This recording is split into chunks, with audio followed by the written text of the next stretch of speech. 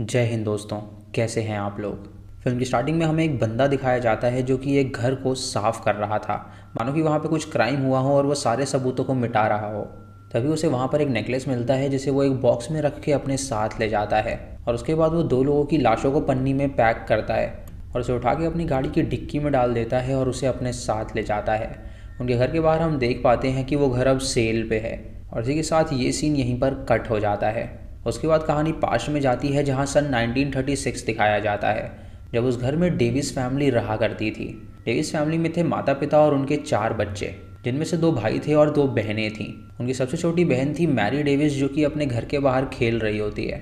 लेकिन तभी उसे अपनी बहन के कमरे के अंदर से कुछ आवाज़ आती है। जब वहाँ पर पहुँचती है तो देखती है कि उसकी बहन एक नौकर के साथ संबंध बना रही है। और वो जो नौकर था वो एक ब्लैक बंदा था, जो कि उस वक्त उन्हीं के यहाँ पे काम किया करता था। मार्गरेट उससे कहती है कि वो उससे बहुत ज़्यादा प्यार करती है, तो वो उससे कहता है क्या उसके पिता उनके रिश्ते को एक्सेप्ट करेंगे। मार्गरेट उससे कहती है कि वो अपने पिता को मना लेगी, लेकिन इस बारे में अभी उन्हें बताने का सही वक्त नहीं है।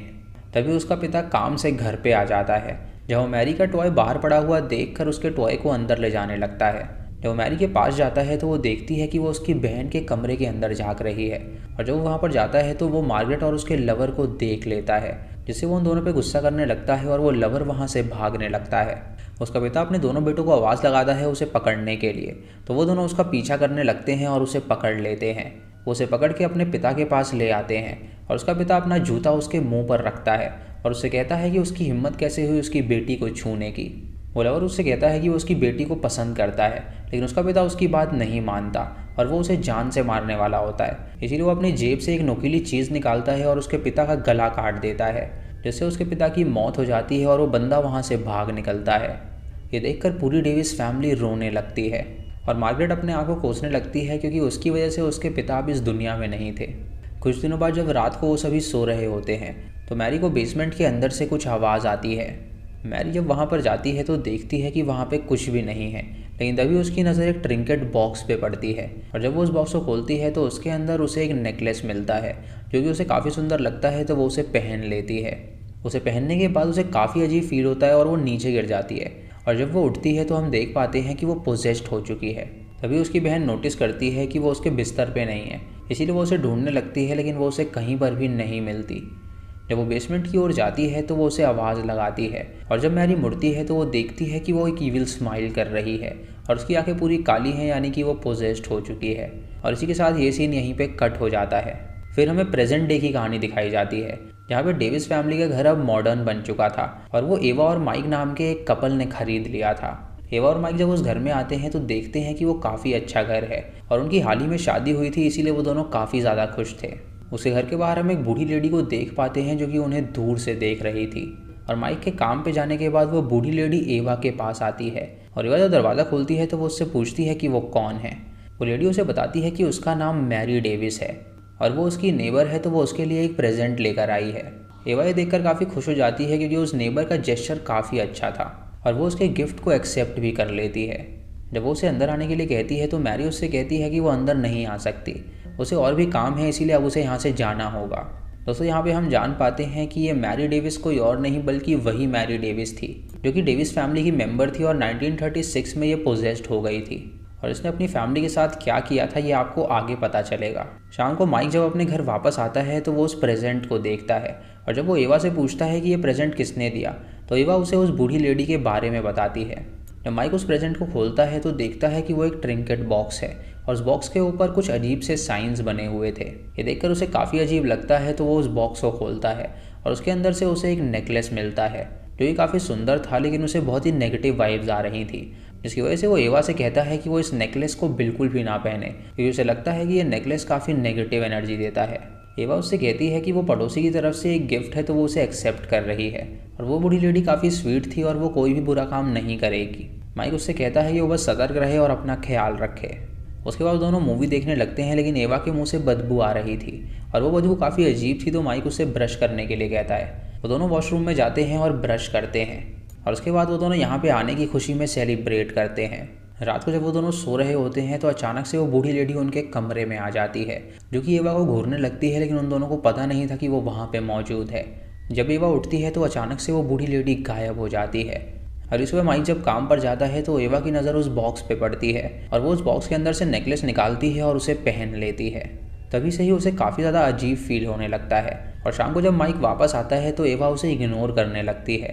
ये देखकर माइक हैरान हो जाता है और सोचता है कि आखिर उसके साथ हुआ क्या है। वो उससे बात करना चाहता है लेकिन वो उस पर गुस्सा करने लगती है और उसका ये बिहेवियर देखकर माइक को काफ़ी ज़्यादा अजीब लगता है। गुस्से में वो रात को अपना डिनर भी नहीं खाता और सोने के लिए चला जाता है। जिससे एवा को काफ़ी बुरा लगता है और उसे रियलाइज़ होता है कि शायद वो बहुत ही गलत कर रही है। रात को माइक जब सो रहा होता है तो अचानक से उसे एक सपना आता है जहां वो एक ब्लैक मैन को देखता है जो कि उसे भागने के लिए कह रहा था। ये सपना देखकर वो काफ़ी डर जाता है और उसकी नींद खुल जाती है और तभी वो एवा की तरफ देखता है जो कि खिड़की से दूर कहीं देख रही थी। ये देखकर उसे काफ़ी अजीब लगता है और वो तुरंत उसे शांत कराता है और समझ जाता है कि ज़रूर उस नेकलेस की वजह से ये सब हो रहा है। इसीलिए वो किचन में जाके उस नेकलेस को वापस उस बॉक्स में डाल देता है और जब वो किचन में पानी पी रहा होता है तो अचानक से एवा उसके पीछे आ जाती है। लेकिन जब वो पीछे मुड़ता है तो वहाँ से एवा गायब हो चुकी थी। अगली सुबह जब वो उठता है तो वो एवा को अभी तक सोता हुआ ही पाता है। इसीलिए वो घर का काम खुद निपटा देता है और काम पे चला जाता है। एवा जब उठती है तो वो फिर से उस नेकलेस को पहन लेती है और अचानक से उसे फील होने लगता है कि शायद उसे घर में कोई मौजूद है। जब वो वहाँ पे सर्च करने के लिए जाती है तो अचानक से वो ज़मीन पे गिर जाती है और ये देखकर वो हैरान हो जाती है और सोचती है कि आखिर उसके साथ हो क्या रहा है। तभी अचानक कोई शक्ति उसका पैर खींच के उसे बेसमेंट में ले जाती है और जब उसकी आंखें खुलती हैं तो उसे कुछ भी याद नहीं होता। जब माइक घर पे आता है तो माइक उससे पूछता है कि आखिर वो कहाँ पर थी, तो वो उसे सच नहीं बताना चाहती थी क्योंकि माइक उस पर विश्वास नहीं करता। इसीलिए वो उससे कहती है कि वो बहुत ही टायर्ड थी और वो सो गई थी। माइक उसे उसके बिहेवियर के बारे में बताता है और उससे कहता है कि उसे लगता है कि उसे डॉक्टर को दिखाना चाहिए और एवा सुन के उसकी बात मान लेती है क्योंकि उसे भी लग रहा था कि कहीं ना कहीं वो बहुत ही गलत बिहेव कर रही है। अगले दिन एवा जब अपनी गाड़ी ठीक कर रही होती है तो वापस से उसे वो बूढ़ी लेडी मिलने के लिए आती है। एवा उससे पूछती है कि आखिर वो यहाँ पर क्यों आई है, तो वो उससे कहती है कि वो यहाँ पे देखने के लिए आई है कि वो सही है या नहीं। एवा उससे कहती है कि वो बिल्कुल ठीक है क्योंकि उसका पति उसका बहुत ही अच्छी तरह ख्याल रखता है। लेकिन उसकी ये बात सुन के मैरी उसका कोई भी जवाब नहीं देती। जैसे हम जान पाते हैं कि वो उसके पति को बिल्कुल ही पसंद नहीं करती क्योंकि वो ब्लैक है। तभी माइक वहाँ पर आ जाता है जो कि उसको हाय कहता है और वो उसे ड्रिंक ऑफर करता है तो वो उससे कहती है कि वो उसके हाथ से बिल्कुल भी ड्रिंक नहीं पिएगी। ये सुन के माइक समझ जाता है कि वो एक रेसिस्ट है और वो उसे भला बुरा कहने लगता है तो मैरी वहाँ से चली जाती है। एवा उसे समझाती है कि उसे एक बूढ़ी लेडी से ऐसी बात नहीं करनी चाहिए, तो उससे कहता है कि वो बूढ़ी लेडी उसको हेट करती है और ज़रूर उसने ही कुछ किया है जिसकी वजह से वो ऐसा बिहेव कर रही है। एवा उसकी बात नहीं मानती तो माइक सोचता है क्यों ना वो उस नेकलेस को ही फेंक दे। वो तुरंत किचन में जाता है और उस नेकलेस को निकाल के बाहर फेंक देता है ताकि दोबारा से उसकी बीवी वैसी हरकत ना करे। एवा जब डॉक्टर के पास होती है तो डॉक्टर उसका चेकअप करती है और वो उसके पेट पे कुछ ब्रूजेस को देखती है और उससे पूछती है क्या उसे वहाँ पे दर्द हो रहा है, तो एवा उससे कहती है कि उसे कहीं पर भी दर्द नहीं हो रहा।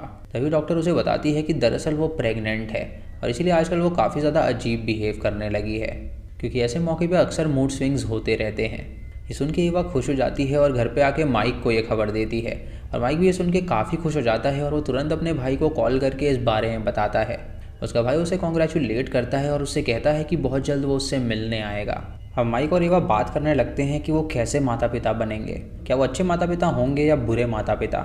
माइक कहता है कि वो अपने बच्चे को कभी भी किसी चीज़ के लिए मना नहीं करेगा। ये कह कि वो इमोशनल हो जाता है तो एवा उसे शांत कराती है और उसे कहती है कि वो चिंता ना करे, वो बहुत ही अच्छा पिता बनेगा। रात को एवा जब सोने के लिए जा रही होती है तो वो अपना नेकलेस को ढूंढने लगती है, लेकिन उसे उसका नेकलेस कहीं पर भी नहीं मिल रहा था। वो माइक से पूछती है कि उसका नेकलेस कहाँ पर है, तो माइक उससे झूठ कहता है कि उसे नहीं पता कि वो कहाँ पर है। ये सुन के एवा को गुस्सा आता है और वो उससे लड़ने लगती है, तो माइक अपना बोरिया बिस्तर लेकर सोफ़ा पे सोने के लिए चला जाता है। रात को एवा को नींद नहीं आ रही थी क्योंकि वो नेकलेस उसके पास नहीं था, इसीलिए वो उठ के जाती है और माइक को देखती है जो कि आराम से सो रहा था। लेकिन जब वो किचन में जाती है तो फ्रिज के पास उसे वो खड़ा हुआ देखती है और उसे लगता है कि वो माइक है और जब वो उसे आवाज़ लगाती है तो वो बूढ़ी लेडी होती है जो कि उसकी तरफ भागती हुई आती है, जिसे देखकर वो डर जाती है और तभी एवा की नींद खुल जाती है क्योंकि वो ये एक सपना देख रही थी।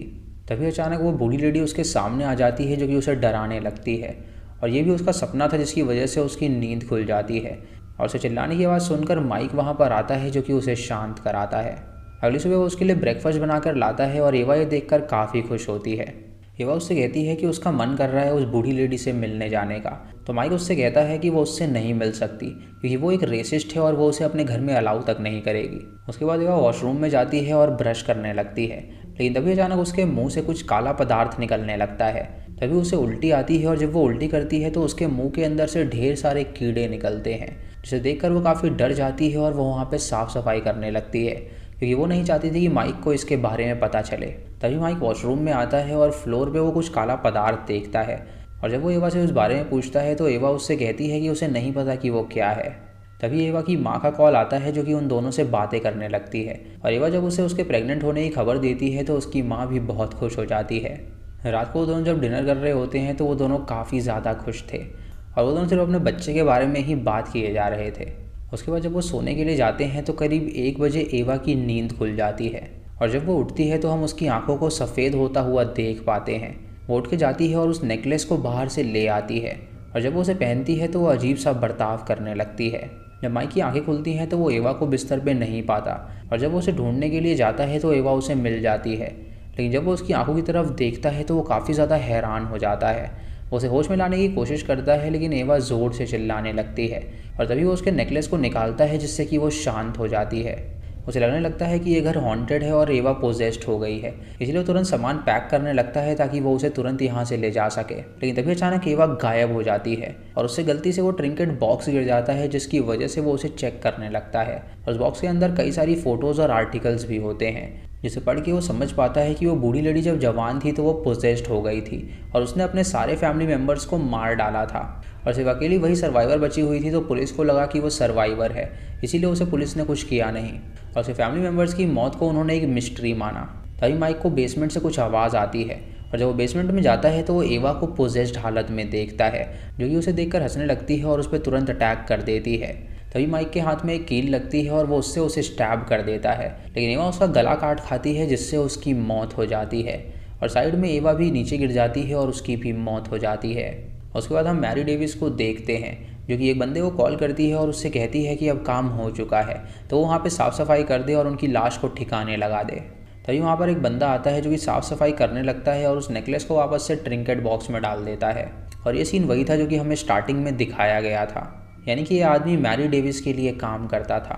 उसके कुछ महीने बाद वहाँ पे एक और नया कपल आता है, जिसमें से लड़का वाइट होता है और लड़की ब्लैक होती है, यानी कि अब उनका नंबर था मरने का। इसी के साथ ही मूवी यहीं पर ख़त्म हो जाती है। तो दोस्तों ये थी इस फिल्म की कहानी। दरअसल मैरी डेविस के पिता को एक ब्लैक बंदे ने मारा था। इसके बाद से ही मैरी ब्लैक से ही काफ़ी ज़्यादा नफरत करती थी। उसे अपने बेसमेंट के अंदर एक ट्रिंकेट बॉक्स मिला, और जब उसने उस ट्रिंकेट बॉक्स के अंदर मौजूद नेकलेस को पहना तो वो पोजेस्ड हो गई, और उसने उसी दिन अपने फैमिली मेम्बर्स को मार डाला था। उसके बाद से ही वो वहाँ पे अकेली रहने लगी थी, लेकिन उसने फैसला किया कि वो अपने घर को रेंट पे देगी ताकि वो कमा सके, और वो घर वो सिर्फ कपल्स को ही बेचती थी, जो कि एक ब्लैक और एक वाइट हों, ताकि वो ब्लैक्स को मार के अपना बदला ले सके। इसीलिए वो उन्हें तोहफे के रूप में ट्रिंकेट बॉक्स देती थी। उस नेकलेस को पहन के वो लड़की पोजेस हो जाया करती थी और अपने पतियों को मार दिया करती थी। उसने एक बंदा भी हायर किया हुआ था जो कि उन लाशों को ठिकाने लगाता था, और वही उसकी प्रॉपर्टी का सेल्समैन भी था, जो कि उसके कहने पे वो जगह सिर्फ उन्हीं कपल्स को बेचता था जो कि ब्लैक एंड वाइट के कॉम्बिनेशन हो। तो दोस्तों ये थी इस फिल्म की कहानी। आपको इसी कहानी कैसी लगी आप हमें कमेंट सेक्शन में ज़रूर बताइएगा। चैनल पे नए हैं तो इसे सब्सक्राइब करें और बेल आइकॉन दबाएं नोटिफिकेशंस के लिए। और दोस्तों वीडियो को लाइक और शेयर करना बिल्कुल मत भूलिएगा। तो मैं मिलता हूँ आपको अगली वीडियो में, तब तक के लिए जय हिंद।